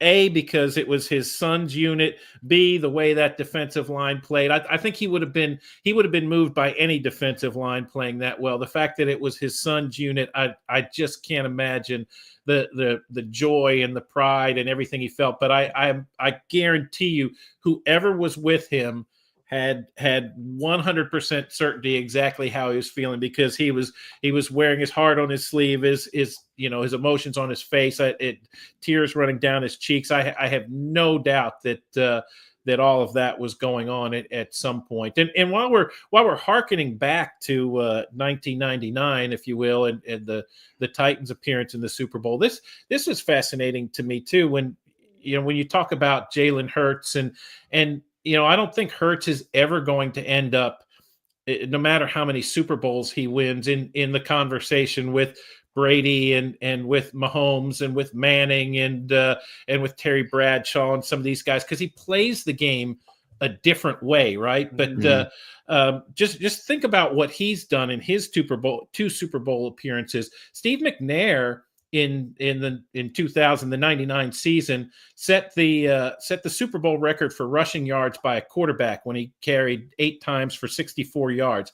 That record stood until 2 years ago when Jalen Hurts broke it with 70 rushing yards, and then last year Mahomes topped it with 66, and now Hurts topped himself and everybody else again with 72. So it wasn't like it was a bunch of designed runs and some of the stuff that you see like the Ravens do with Lamar Jackson necessarily either. I mean, it was this guy doing what he needs to do to win the way McNair did. But you're starting to see a little bit more of kind of Steve McNair's impact, I think, on the NFL. You can draw a pretty straight line, I think, between Hurts and McNair a lot of ways, and I think Steve would be tickled that it's a guy like Hurts who has that record now instead of him. Yeah, David, the one thing that I found just absolutely mind-blowing is Saquon Barkley. Yeah, he carries 25 times. He only has 57 rushing yards. I think, number one, if you came into the game and you said that was his stat line, you would not like the Eagles' chances necessarily. But more mind-blowing than that, he didn't lead the Eagles in rushing, but Hurts and Barkley both outrushed the Chiefs as a whole. And I know they got behind the 8 ball early, but man, what can we make, if anything, of the pure and utter lack of a ground game from Kansas City. 6 combined carries between Pacheco and Hunt last night. Yeah, well, I mean, the score obviously had something to do with that. You know, the Eagles eventually turned them one-dimensional, but it felt like the Chiefs that was their plan from the start. It seemed like they wanted to maybe throw to set up the run, and just never got to it. And you know, Saquon Barkley, say this too, he was the Eagles' leading receiver in terms of catches. He had 6 of them too. So, you know, he found ways to contribute, even though he wasn't the dominating runner that we've seen the last couple of weeks. You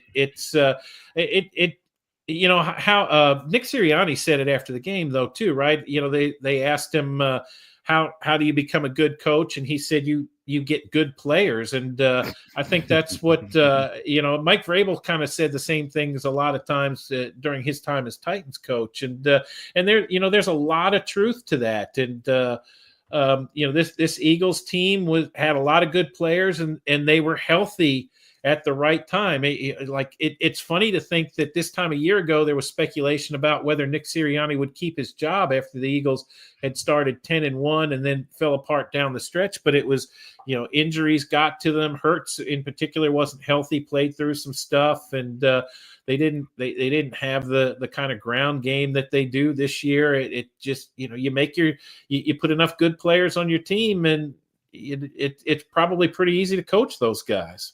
Well, David, to your point, they were saying that after week 6, after barely beating the Browns. And I find it fascinating. It seems like we might have unlocked something, whether it's Ohio State or the Eagles.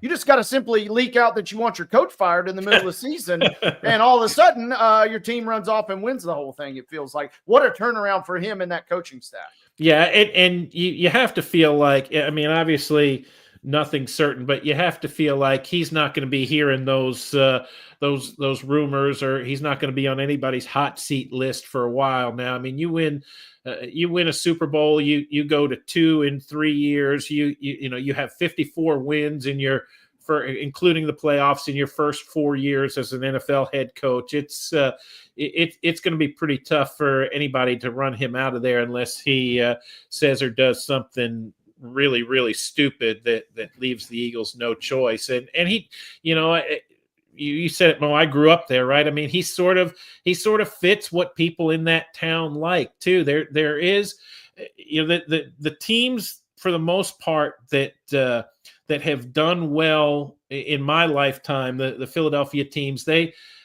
sort of gravitate to the city's mindset, and they're a product of what those folks there want to see, and then they kind of feed on that and go, which is, you know, they don't want to be the New York Yankees, or, you know, with this massive payroll, and they don't want to be the Dallas Cowboys with this super slick, well packaged image.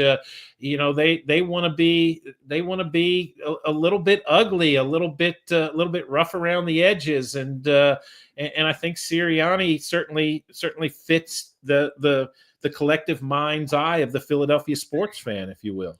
You know, to steal a phrase from one of Wade's favorite teams, they want to be a little grit and grindy. Yeah, I guess. Yeah, I mean, just think of the you know, like the '93 Phillies, right, with John Kruk and Darren Dalton and Lenny Dykstra, and, you know, what kind of a Mitch Williams, you know, the high wire act every time you got into a closer situation. Just what, you know, that, but people, you know, people ate those guys up, and you back in the mid '70s, the Philadelphia Flyers and the Broad Street Bullies. I mean, there was nothing poetic or beautiful about the hockey they played, but I guarantee you, I could get off the plane in Philadelphia right now, probably within 2 minutes, find somebody who could name 12 guys off that team. You know, I mean, people still love that bunch. David, as we kind of spin it forward, and again, so much talk about this being 25 years now since the Titans were in the Super Bowl, and obviously that famous or infamous matchup with the Rams there down in Atlanta. You know, where is this team in terms of that?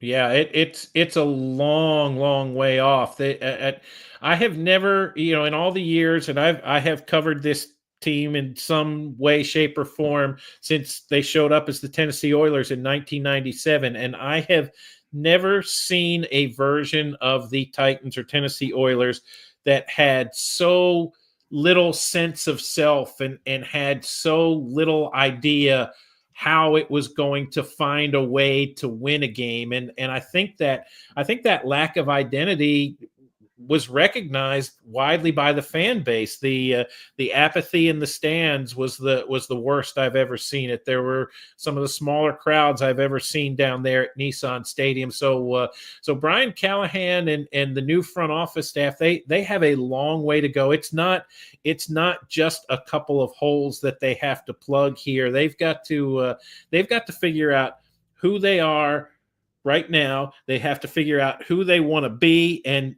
how they're going to get there. And I don't think they have answers to any of those three questions right now, which makes it a long slog. Now, they do have some money to spend. They obviously have the potential to make a big splash in the draft. And I thought it was really interesting after Mike Borgonzi was hired, and Chad Brinker and he were both talking about what they, kind of how they want to go about building this. And they talked about having at least 10 draft picks a year for the next, and like 30 picks. So an average of 10 picks a year over the next 3 years, with 12 of those picks somewhere along the line being among the top 100 overall picks. And as I thought about that, we talk all the time about analytics in sports right now, and in football, it's, we all have kind of become accustomed to the fact, well, if it's 4th and 1 inside the opponent's 30, that's a go for it situation rather than kick a field goal. I mean, this is front office analytics right here. This is basically Chad Brinker and Mike Borgonzi saying, look, as much as we want to do it, we're not going to hit on all our draft picks. We're not going to hit on all our high draft picks, but the numbers tell us if we're going to string together good draft classes, this is the massive sort of number of picks that we have to throw at this problem. And so I'll be really interested. They don't have 10 picks right now in this coming draft. They don't have 10 picks lined up for either of the next 2 drafts. So I'm really interested to see how they go about amassing these picks they want to get, if they can get the numbers they want, and then see what they can do about it. But it sounds to me like even those guys are basically saying this is not going to be a 1-year quick fix. Best case scenario, in 3 years we're going to be good. When you talk about that number of draft picks that they want to try to get, are they telling us without telling us that they are not going to be exercising the number 1 pick? I think that, yes, I think that's exactly what they're saying. The game. I guess the thing is, like, do you really want Travis Hunter? Like, Travis Hunter seems to me like a guy a piece you could build around, right? And if he's the guy you want, how far back can you go and still get him? I think the answer is probably not very far. So can you get, like, you think back to 2016, for example, when John Robinson traded from number 1 back to number 15 and amassed a lot of picks, then got his way back up to number 7 or 8 to get 7, I think it was, or no, number 8 to get Jack Conklin. That was, I thought he did a good job with sort of making that happen. And can this bunch pull off a similar move like that? Or if you're okay with not drafting one of the quarterbacks and not drafting Travis Hunter, for example, then what is it exactly you're looking for, and how do you go about getting it? I think free agency obviously is going to play a factor into that. If I was a betting man, I would put money down right now that says the Titans ultimately are not picking at number 1 when that clock starts in late April. Wade? I was just going to point out one other quick thing, somewhat dubious for the Titans, but it was cool to see.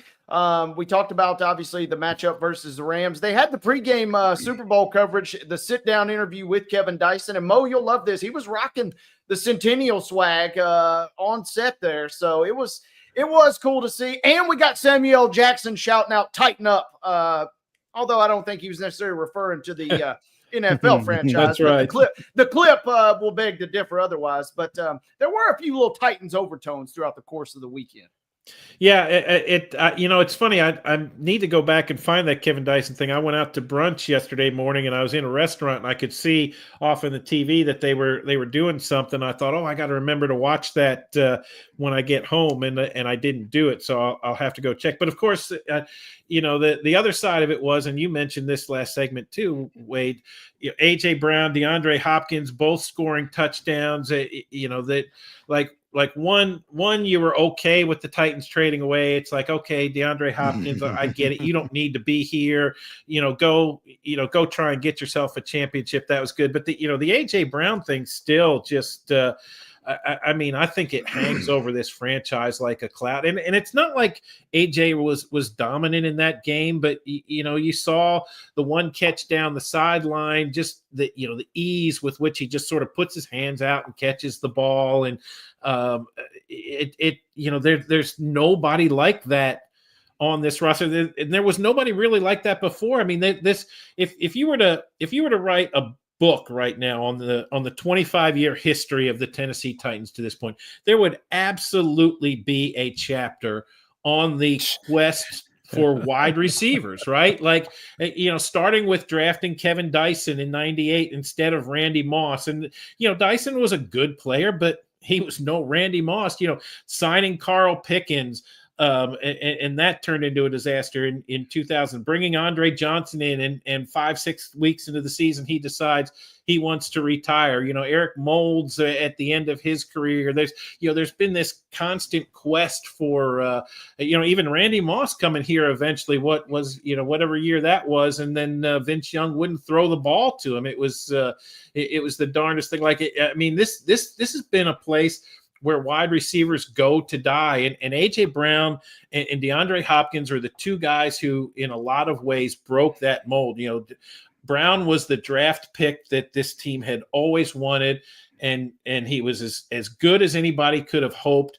And after 3 years, they just trade him away in what looks like a disastrous trade right now. And Hopkins was the veteran who comes in here, was as good as you almost as good as you remember, as good as you would expect at this point in his career, was the big brother to Will Levis, and was going to help bring him along. And then ultimately things are so bad, you figure, the best thing is to trade him away. So it's the wide receiver riddle for this team. It's been so many head coaches, so many general managers right now, and how nobody can seem to solve it in a day and age when football is all about throwing the ball, and there are wide receivers by the dozens coming out of college and making plays. I mean, it's just remarkable to me that this team can't figure that out. It could have been worse. Could have faced the Ravens. It could have been Ravens Eagles, and we could have saw Derrick Henry and AJ Brown squaring off. That's exactly right. Yeah, I guess that's the bright side to looking at. But there again, like when you talk about this franchise's identity, right? You go from Eddie George to Travis Henry to Lendale White to Chris Johnson and Derrick Henry, and I mean, there's just 1,000-yard rushers all over the place, and I think there even as much as people were sad to see Derrick Henry go, there's sort of this sense, well, they'll get another, because they always get another one of those. But who's going to be the next A.J. Brown, and where are they going to find him? There's no reason. And again, Mike Borgonzi and Chad Brinker shouldn't be saddled with this. They're not the ones who picked all these other guys in the draft who turned out to be ordinary or less. But that's kind of what they're dealing with. The feeling is there's never going to be another guy like A.J. Brown here. In the meantime, he's going to go win more Super Bowls in Philadelphia. There it is. David Beauclair of the Nashville Banner and co-host of the First and 10 podcast, with fellow friend of the show, John Glennon, joining us here on Main Street Sports today, presented by the Tennessee Orthopedic Alliance of Columbia. David, we appreciate you taking some time with us. Be sure and tell Tammy Beauclair we said hello, and we'll catch up with you soon. I will do. It's always fun to visit with you boys. Thanks for having me. Thank you. Let's take a quick break. We will come back for the final segment of the Monday Mirror here on Main Street Sports Today, presented by TOA of Columbia. Stay with us.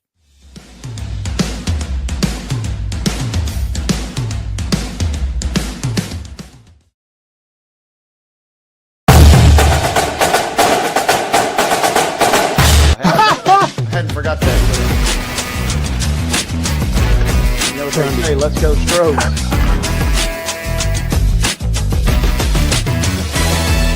People are amazed at the variety and quality of guests we bring into Main Street Sports Today.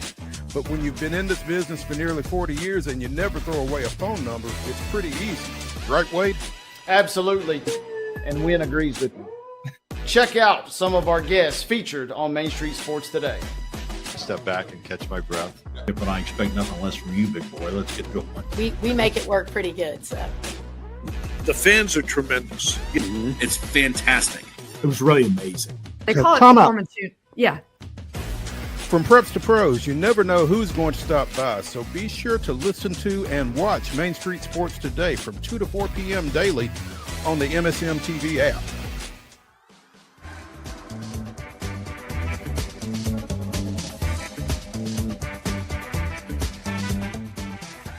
It is the final segment of the Monday Mirror here on Main Street Sports Today, presented by the Tennessee Orthopedic Alliance of Columbia. I'm Maurice Patton. That's Wade Neely. Week 2 of Athletes Unlimited Professional Basketball cranks up Wednesday night down at the Municipal Auditorium in Nashville, and everybody won last week. There were games on Wednesday, Friday, and Saturday, and all 4 of your teams, including Team Izzy, was either 2-1 or 1-2. So this week, your captains are Crystal Bradford, Maddie Segrist, Kia Nurse, and Ty Harris. And Kia Nurse actually has 3 of last week's captains on her team. So leadership won't be an issue for Team Nurse, I don't guess. But the numbers from the first week in terms of attendance and that kind of thing were favorable to the league. I think they're here we go. Opening weekend ticket sales up 125% from last year. 93% higher than any other opening week in AU history. So Nashville really turned out and supported the first week of AU basketball, and I would imagine that will continue. Yeah, hoping so. Seems like a solid week. They certainly had put a lot of time, energy, and resources into kind of getting it lifted off the ground and off to a smashing success. And really the cool thing is each week is obviously different, and each week kind of is its own story to tell. So if a certain player or a certain matchup kind of speaks to you, everything kind of gets put into a new perspective each week, which to me is kind of the appeal of the whole thing. Yeah, I'm really fascinated by the redrafting of players every week. Again, Crystal Bradford is a captain this week. Among her players, she's got Alicia Clark, who just re-signed with the Seattle Storm, the former Mount Juliet, Belmont, and MTSU star. She's also got Dory Harrison on her team. Maddie Segrist is joined by Odyssey Sims and Isabel Harrison. Again, Kia Nurse has Sydney Colson, Evina Westbrook, and Kirsten Bell, all of whom were captains last week. She's also got Elisa Pilley on her team. And then Ty Harris has Lexi Brown, Taylor Mikesell, Teresa Plaisance on her squad. Schedule. Again, you've got 2 games on Wednesday, 2 games on Friday, and 2 games on Saturday. On Wednesday, it is, we got a morning game. Yeah. Wednesday, we got a 10:30 a.m. game between Team Nurse and Team Segrist. So, hey, take an early lunch, run down to Municipal. The 7 o'clock nightcap on Wednesday is Team Bradford and Team Harris. On Friday at 5, it's Team Harris and Team Seagrass, followed by Team Nurse and Team Bradford in the 7:30 matchup. And I'm having a tough time getting to the Saturday matchups. So bear with me just a second. I think I can get there. Yeah, the only downside is everything is in flux every week. So Yeah. don't hang on to one player, don't hang on to one team or one setup because things kind of rotate on the fly here, which is kind of obviously the appeal of the whole thing. Yeah, I really think it is. I mean, it's you can't get too attached to anything for sure. Yeah, don't but, go buying jerseys by any means of one player and one team because that's liable to switch up. No, I think you're going to want to buy just AU gear in general rather than that of a specific team or league, like you said. Let's see. Yeah, again, 10:30 and 7 on Wednesday, 5 and 7:30 on Friday, and then on Saturday you've got Team Harris and Team Nurse at 5, followed by Team Seagrass and Team Bradford at 7:30. Wednesday's games will be shown on ESPN Plus.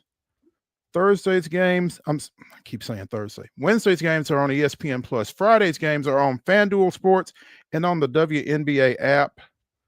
Saturday's games are on FanDuel Sports and the WNBA app. So again, they'd love to see your butts in the seats, as Megan Perry, director of basketball, said.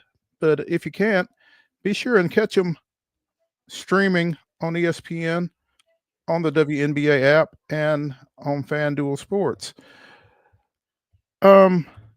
Wade Tiger's going to tee it up this weekend. Yeah, gonna give it a go. It sounds like at the Genesis, and our opportunities to see LT Gray are few and far between. So anytime he's out there, I'll be tuning in at least to see how he does. And obviously, at this point, we've talked about it. Making the cut is kind of unfortunately where we're at, and just you take what you get from him. But yeah. 49 years young, but he's ready to rip and run this weekend. Should be fun.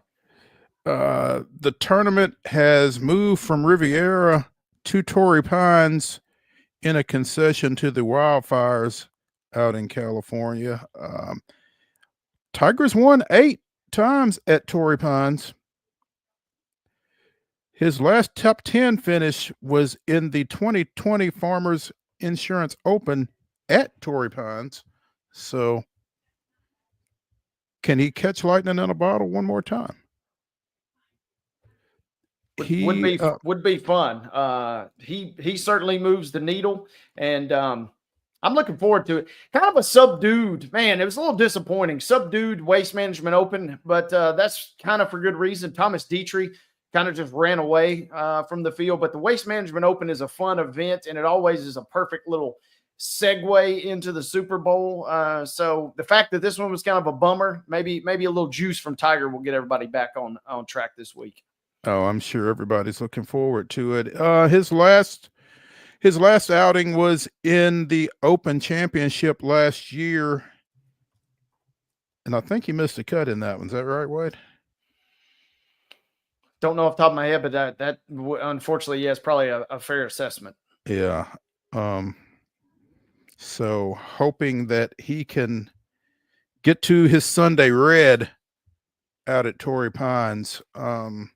Again, 15-time major champion, 82-time PGA Tour winner. Tiger Woods will give it a go in the Genesis Invitational this weekend, starting Thursday out at Torrey Pines. And like you said, regardless of what success he has or hasn't had, is or isn't having, he moves the needle, and folks will be paying attention from Thursday until he's done. So we'll keep you posted. That's going to do it for the Monday Mirror edition of Main Street Sports Today, presented by the Tennessee Orthopedic Alliance of Columbia. Join us back right here tomorrow at 2 o'clock. Appreciate y'all. We'll see you then.